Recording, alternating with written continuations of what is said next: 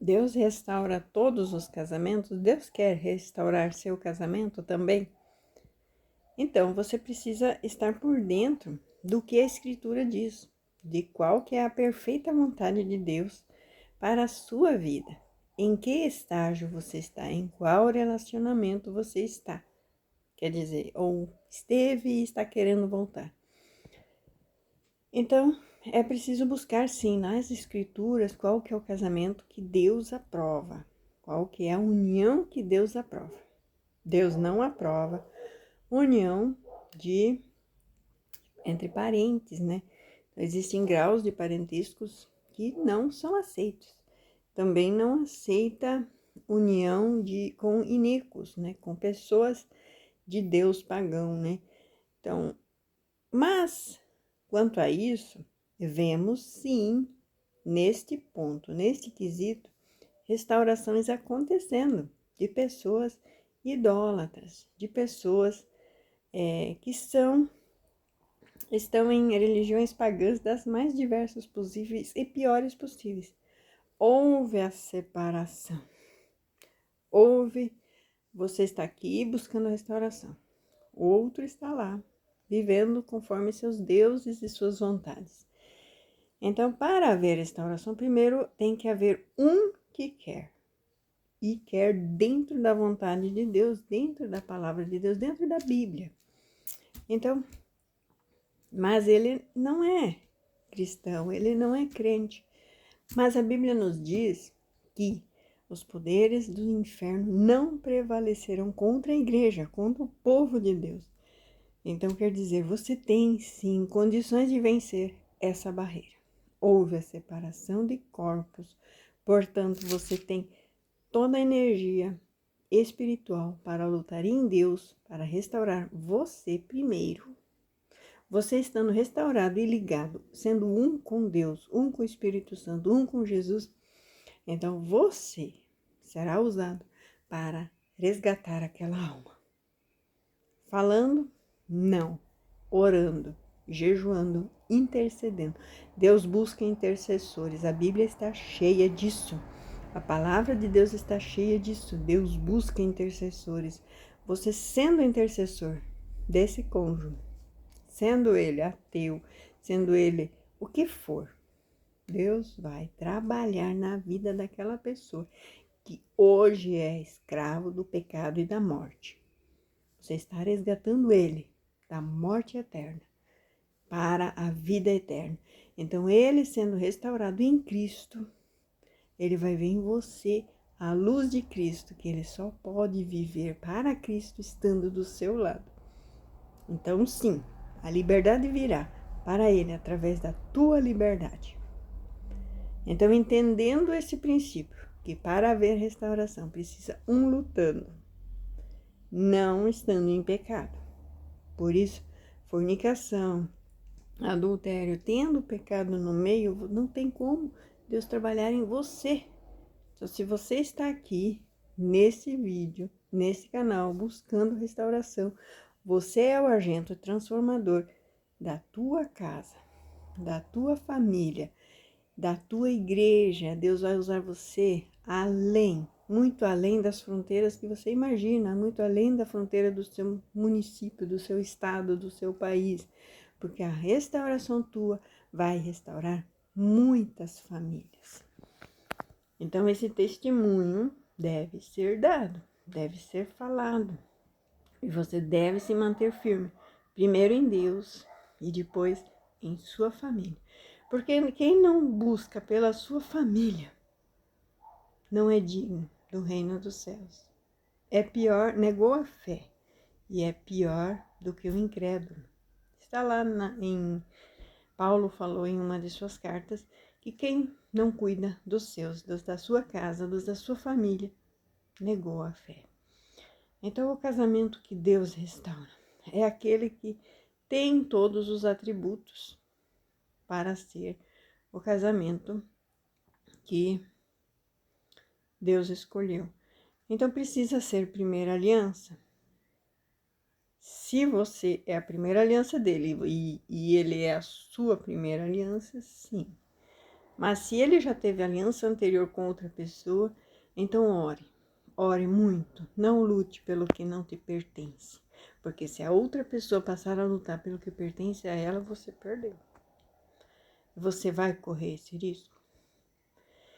Então, há essa primícia de que quem luta pela restauração consegue o êxito. Consegue o êxito e precisa lutar com as ferramentas certas, porque os poderes do inferno não prevalecem. Jesus conseguiu todas as chaves da morte e do inferno e hoje nós somos sim capazes, através do poder que Ele nos dá, através do Espírito Santo, através da sua palavra, nós temos esse poder de nos restaurar em Deus, pelo Espírito Santo, e assim restaurar o nosso casamento. Então, o outro lado não quer, o outro lado não deseja, o outro lado não almeja. Quantas vezes você falou que não quer uma coisa, mas quando consegue, você quer. Quando vem para você, você agradece 1001 vezes. Você dizia que não queria porque achava impossível. Eu vou lembrar de um fato que aconteceu quando eu saí de casa. Saí de casa, peguei pouca coisa, peguei muito pouca coisa. Deixei tudo bom e o melhor com ele porque eu acreditava que ele viria atrás de mim ou que a gente iria voltar. Então eu acreditava muito nessa volta. E quando eu saí de casa, fui para outra cidade com minhas filhas, fui estudar, fui trabalhar. E passou-se um tempo, eu lembro que acho que passou 6 meses, 7 meses, eu havia passado por uma situação de saúde muito tensa, assim, que foi assim uma chave que virou na minha vida, aonde eu desisti do estudo, desisti do trabalho e resolvi me dedicar a cuidar do meu corpo, cuidar da minha mente. Na época eu era hipertensa, tinha depressão, tinha vários problemas emocionais graves. Então eu resolvi cuidar de mim, porque se eu partisse, quem iria cuidar das minhas filhas? E nesse cuidar de mim, eu ainda andava meio perdida. Eu lembro que uma noite eu saí para fora de casa, minhas filhas estavam assistindo TV, fazendo tarefa, alguma coisa assim. E eu saí para fora, assim, sentei lá na frente, na calçada. E eu olhava para o céu e olhava para baixo, e olhava e chorei muito. Porque eu não queria voltar da onde eu havia saído. Quando eu lembrava como era minha casa, minha família, meu marido, como era, eu não queria voltar. E eu estava sozinha, eu não tinha quem me ajudasse de maneira nenhuma, nem com conselho que servisse, nem nada, sem chão, sem teto, sem saber o que fazer. E eu só pensava, eu não quero voltar da onde eu saí. Porque eu saí doente, eu saí com depressão, pressão alta. Eu não me sentia aceita na família dele. Eu me sentia mal dentro da minha casa, como se as coisas não estivessem como eu sonhava, como eu queria. Eu era infeliz. Eu era muito infeliz e eu não queria voltar para aquela infelicidade. Então fica muito difícil para o seu ex, né? Hoje em dia eu entendo, fica muito difícil para o seu ex querer voltar para algo que ele não quer. Não imagina, se ele chegou a sair, ele não vai querer voltar para aquela vida. E é o que eu sentia, eu não queria voltar para aquilo. Eu levei muitos anos, eu estou falando de uma coisa que aconteceu em 2017, 2018. Então, são muitos anos, estamos em 2024, já são 7 anos atrás. Então eu me vi pensando assim, então se tinha um lugar que eu não queria voltar, era lá. Mas eu não sabia o que seria para frente, eu não sabia. E ainda passou mais 6 meses depois desse fato, desse dia, passou-se mais 6 meses até que eu fui para outra cidade de onde a gente havia saído primeiro. E ali eu entrei com o pedido de divórcio, né? Então, assim, a coisa só foi piorando. né? Depois eu fui conhecendo outra pessoa que não deu certo, depois conheci outra pessoa que também não deu certo. Assim, só apareceram pessoas negativas no meu caminho. Pessoas que me autoafirmavam que o segundo casamento ou segunda união não dá certo. Mas eu demorei a... Hoje em dia, juntando as pecinhas, eu passei a entender, Deus já estava trabalhando ali em mim. Que eu não conseguiria viver no pecado, eu não conseguiria viver sem ir numa igreja, sem poder tomar uma ceia. E essa era a minha dor. Então, ajuntar não dá certo. Porque era todas as propostas que eu recebia, ajuntar. E aí eu não poderia tomar ceia. Então, eu teria que ir para a igreja dessa pessoa, eu teria que frequentar ali. Então, e nenhum dos que eu conheci era uma pessoa religiosa o suficiente para querer casar, para poder ir para a igreja e tomar a ceia, né? Então, eu me via sempre nessa situação, né? Eu sempre de novo não dava certo. Isso faz eu entender hoje por que o ex não volta. Por que o teu ex muitas vezes não volta, né? Porque ele não vai voltar para quem você era. Para quem você é, talvez ainda seja, talvez você ainda não mudou o suficiente. E o que vai fazer ele ver que você mudou, que se ele voltar para você não vai ser o inferno, aquela vida, aquela coisa que ele sente uma repugnância terrível, um repúdio terrível, que era como eu me sentia até pouco tempo atrás. Até muito pouco tempo atrás eu me sentia assim. E demorou, né? Praticamente longos 7 anos, de altos e baixos, muito mais baixos, um deserto terrível. Eu vou te dizer, se não tiver um lado 100% focado, lutando pela restauração, não haverá restauração. Tem que ter alguém orando, jejuando e buscando pela sua família. Eu já ouvi um testemunho lindo, maravilhoso, de que quem estava orando pela restauração do casamento era um filho. Sim, um filho que se converteu. Foi morar em outra cidade, conheceu uma moça da igreja e começou a ir na igreja com essa moça, e ele, querendo ser o máximo dos máximos, passou a entender que o pai e a mãe deveriam estar juntos e passou a orar pela união do pai e da mãe. E aquele filho, vivendo uma vida santa e consagrada, fazendo um casamento santo e consagrado com aquela moça, ele falou: mãe, eu estou orando pela restauração do teu casamento. Isso que a mãe estava com outra pessoa. Falou para o pai estava em outro estado, com outra mulher, falou para o pai: pai, eu estou orando pela restauração do teu casamento com minha mãe. Não, filho, não faz isso não adianta, não... cada um tem sua vida. Mas Deus mexeu os pauzinhos. Aquele casamento daquele pai não deu certo. Aquela mulher passou a ser visitada por uma profeta. Então Deus arruma seus jeitinhos. Ele mandou pessoas e fez com que aquele casal se reencontrasse. Eles tinham um elo, que era o filho. E quando não deu mais certo para um e não deu mais certo para o outro, e eles se encontraram, acabou que Deus uniu aquele casamento, depois de 3 ou 4 anos de oração daquele filho. Então, precisa ter uma pessoa orando, primeiramente, mas precisa haver mudança, precisa haver conversão, de um dos lados, pelo menos, uma mudança radical, porque ninguém vai voltar para aquilo que ele não quis mais, não aceitou mais. E salvo exceções, né? Não vou dizer que isso é regra, isso é o meu caso, isso são vários casos. Mas, por exemplo, o filho pródigo. O filho pródigo voltou para a casa do pai. E o pai não precisou mudar nada.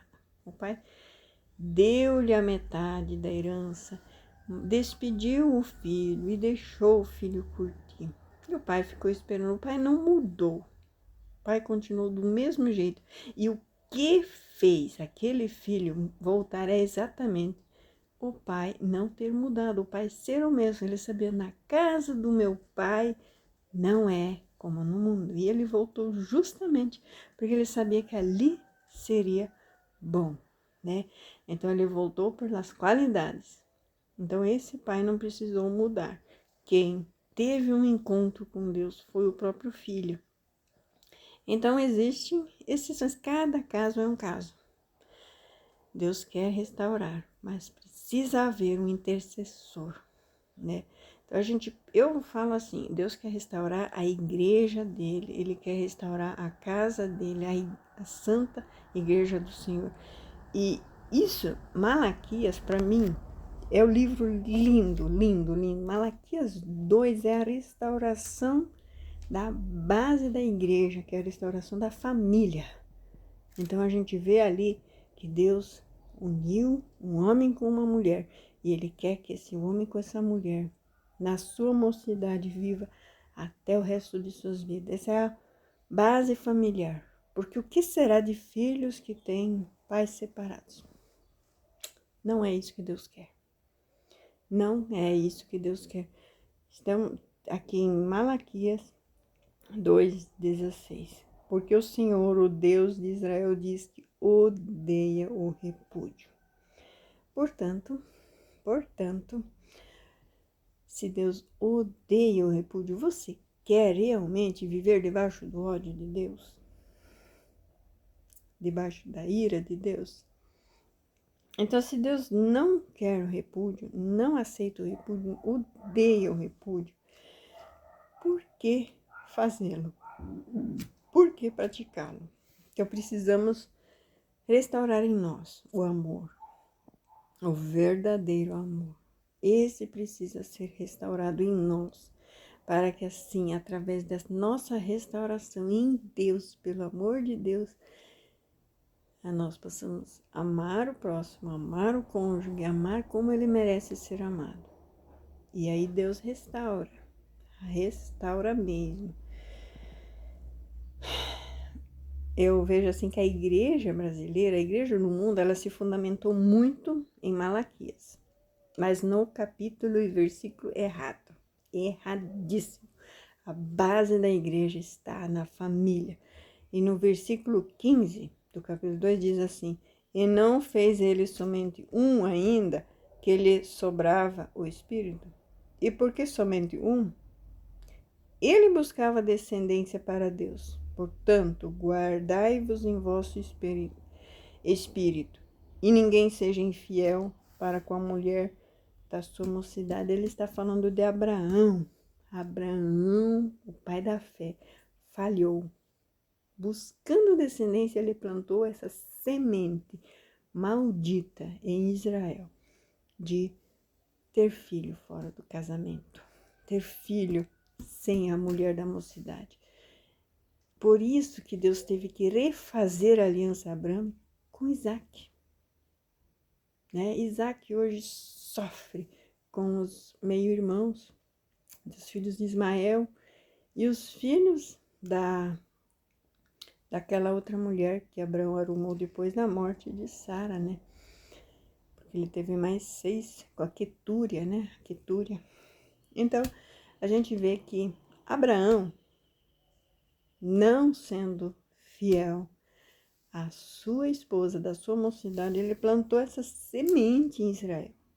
Essa semente de dar um jeitinho do meu jeitinho. Infelizmente, né? Nenhum homem de Deus, salvo Jesus Cristo e através do Espírito Santo que Jesus Cristo trouxe, consegue ser 100% santo. Mas Jesus Cristo é o Filho, o Cordeiro de Deus, que veio tirar o pecado do mundo, porque ele era sem pecado. Então, nenhum fora de Jesus Cristo pode ser dito que, esse não pecou. Não, todos os patriarcas pecaram. Isaac foi tão perfeito que ele foi assemelhado a Jesus Cristo.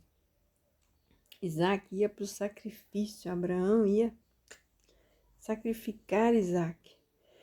E para Abraão, ele já tinha o Ismael. Então, na mente de Abraão, ele pensava, eu já tenho Ismael. Mas e para Sara? Então, assim, de alguma maneira, Deus sabia que o que Abraão iria fazer com Isaac é exatamente o que Deus fez através de Jesus Cristo. Então, Deus teria um escape, teria outras pessoas, mas nenhum como Jesus Cristo, porque somente Jesus Cristo foi gerado sem pecado através de Maria. Então, essa sementinha, Malaquias aqui, ele deixa bem explícito, bem claro, dito que Deus odeia o repúdio, odeia, outras versões dizem Deus odeia o divórcio. Então, aqui nessa minha Bíblia, que é revista e fiel, ela diz Deus odeia o repúdio. Outras vão dizer Deus odeia o divórcio. Então, nunca foi plano de Deus, não existe um versículo na Bíblia que diz que Deus permite o divórcio. Jesus Cristo, quando falou sobre permitir o divórcio, ele apenas estava assinando embaixo do que João Batista pregava, que o Herodes deveria se separar da Herodias, porque a Herodias era a mulher do seu irmão. Então, esse divórcio do pecador, essa aliança que é uma algema de Satanás, essa legalização do pecado, que é uma aliança do pecado, essa deve haver divórcio. Então, em Malaquias, ele começa o capítulo 2, no versículo 10, falando sobre o divórcio com mulheres estranhas, que são as mulheres de outros deuses ou de outros homens. Então, quando não é para ser sua, larga. Já está casado, já tem filho, larga. É o que Malaquias ensina. E João Batista também morreu por isso. E tentaram por 3 vezes prender Jesus Cristo por esse mesmo motivo. Porque sabiam, Jesus estava pregando logo após João. E Herodes achou que era João ressuscitado. Então ele mandava, né? Não só Herodes, mas os sacerdotes, né? Os escribas mandavam lá. Queriam agora achar um motivo. Nós pegamos o João Batista com esse argumento. Vamos pegar Jesus também. Mas não. Jesus foi mais esperto, né? Ele falava muito em parábolas e assim, se você vai desvendando nas entrelinhas o que Jesus falou, ele permitiu esse divórcio. Esse que Malaquias manda aqui. Larguem as mulheres que não vos pertencem. Entendido? Entendido? Esse assunto é muito claro. Para mim, já está bem afirmado. Você precisa ter essa mesma afirmação, esse mesmo foco, essa mesma clareza. Conhecimento da palavra, conhecimento das leis. 613 leis, estatutos e mandamentos que os judeus conhecem de cor. Mas não vivem, porque não leem nem Malaquias. Toda a Bíblia é espiritual e Malaquias também é espiritual. Estou falando muito sobre Malaquias, mas ainda assim meu profeta preferido é Oséias, tá bom? E orem, né, acerca de espinhos de Oséias, que também é muito útil e favorável para a restauração. Fiquem na paz de Deus, se inscrevam no meu canal, deem like e comentem, tá? Eu amo ler comentários.